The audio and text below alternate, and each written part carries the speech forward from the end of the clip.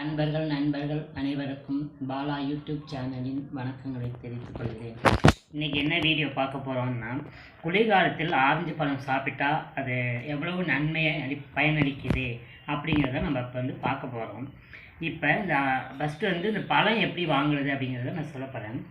Orange பழம் பார்த்திங்கன்னா இது மென்மையாக இருக்கும். நம்ம கை வச்சாலே நம்ம தெரியும், அந்த திக்னஸ் தெரியும், மென்மையாக இருக்கும். இது பார்த்திங்கன்னா கொஞ்சம் மொத்தமாக இருக்க மாதிரியே நமக்கு ஃபீலே ஆகும். உங்களுக்கு அந்த மாதிரி பார்த்து வாங்கணும். இந்த மாதிரி மென்மையாக இருக்கிறது நல்லா டேஸ்டியாக இருக்கும் அப்படிங்கிறது இதோட உண்மை அர்த்தம்.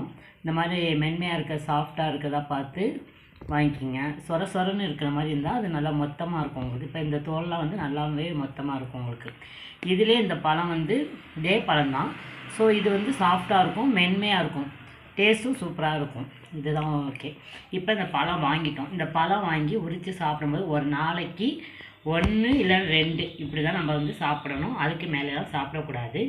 சிறுநீரக வியாதி உள்ளவங்க, கிட்னி ப்ராப்ளம், சிறுநீரக பிரச்சனை உள்ளவங்க, சர்க்கரை வியாதி உள்ளவங்க, தைராய்டு பிரச்சனை உள்ளவங்களாம் இதை டாக்டரோட ஆலோசனைப்படி தான் இந்த ஆரஞ்சு பழத்தை நம்ம சாப்பிடணும்.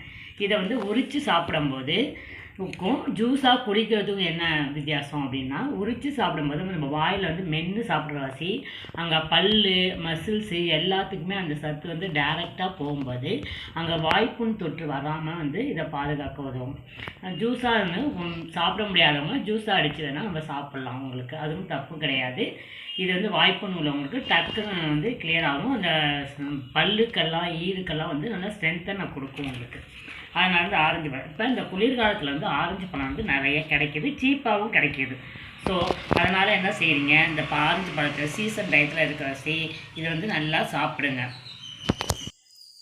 ஆரஞ்சு பழத்தில் என்னென்ன நன்மைகள் இருக்குது அப்படிங்கிறத நம்ம சொல்ல போகிறேன் நான்.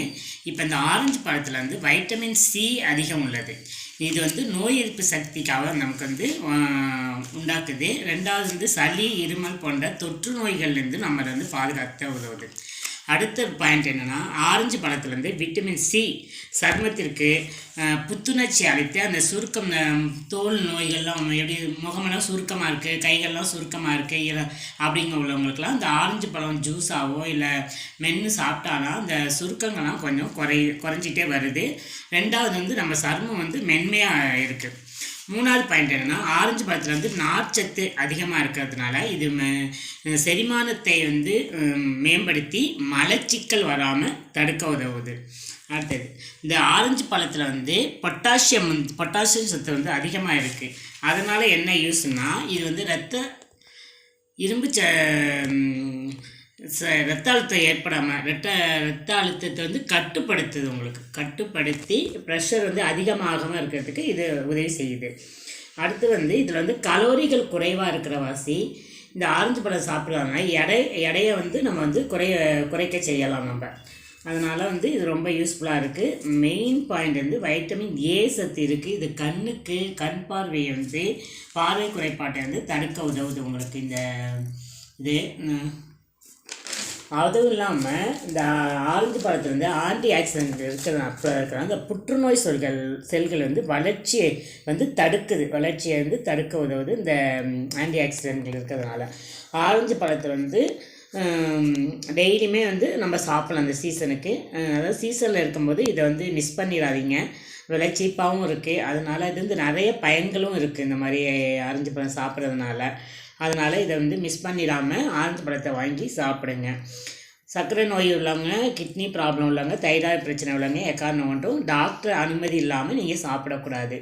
ஓகே ஃப்ரெண்ட்ஸ், இந்த வீடியோ பயனுள்ளதாக உங்களுக்கு இருந்துச்சுன்னா சப்ஸ்கிரைப் பண்ணுங்கள், லைக் பண்ணுங்கள், கமெண்ட் பண்ணுங்கள், ஷேர் பண்ணுங்கள். ஓகே ஃப்ரெண்ட்ஸ், இது பாலா யூடியூப் சேனல் வீடியோ பதிவு. அடுத்த வீடியோ பதிவு என்னன்னா, முட்டை